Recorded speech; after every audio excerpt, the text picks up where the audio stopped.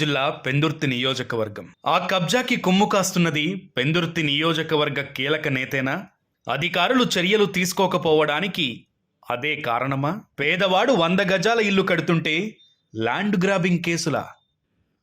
కోట్లు విలువ చేసే భూమికి ల్యాండ్ గ్రాబింగ్ కేసులు వర్తించవా? పెందుర్తి 96వ వార్డు పొలగానిపాలెం ప్రాంతం సర్వే నంబర్ 277లో గల 20 సెంట్లు ప్రభుత్వ భూమి కబ్జా జరిగిన విషయం తెలిసిందే. ఈ కబ్జాకి ప్రధాన సూత్రధారుడిగా పెందుర్తి నియోజకవర్గ కీలక నేతకి అత్యంత సన్నిహితుడని సమాచారం. సుదీర్ఘకాలం నుండి ఇబ్బందిగా మారిన ఓ భూ వ్యవహారంలో గతంలో పనిచేసే రెవెన్యూ అధికారితో పైరవీలు జరిపి ప్రభుత్వ ఖర్చుతో గెడ్డలో రోడ్డు నిర్మాణం చేసి కోట్లు విలువ చేసే భూమికి జీవం పోయడం అప్పట్లో అటు అధికారులతో పాటు స్థానికంగా పెద్ద ఎత్తున చర్చనీయాంశంగా మారింది. ఈ విషయంపై పత్రికల్లో వార్తలు ప్రచురించినప్పటికీ రాజకీయ అండదండలు ఉండటం వల్ల జిల్లా మండల స్థాయి రెవెన్యూ అధికారులు చర్యలు తీసుకోకుండా చేతులు ఎత్తేశారు. 2 సెంట్లు భూమిలో ఇల్లు కడితే పేదవాడిపై కేసుల.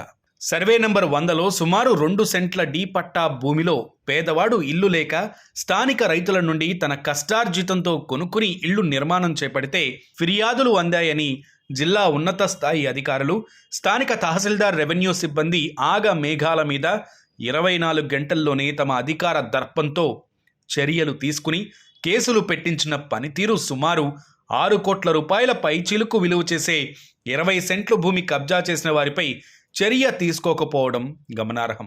పేదవాడు ఇల్లు కడితే అది అక్రమమా?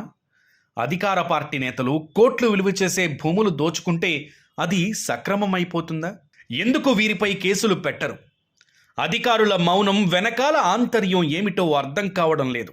ఇది ఇలాగే జరిగితే రానున్న రోజుల్లో అటు రాజకీయ నాయకులపైనే కాక అధికారులపైన కూడా ప్రజలకు నమ్మకం సన్నగిల్లుతుంది. ప్రజలు తిరుగుబాటు ధోరణిలో వ్యవహరించినా ఆశ్చర్యపోనవసరం లేదు.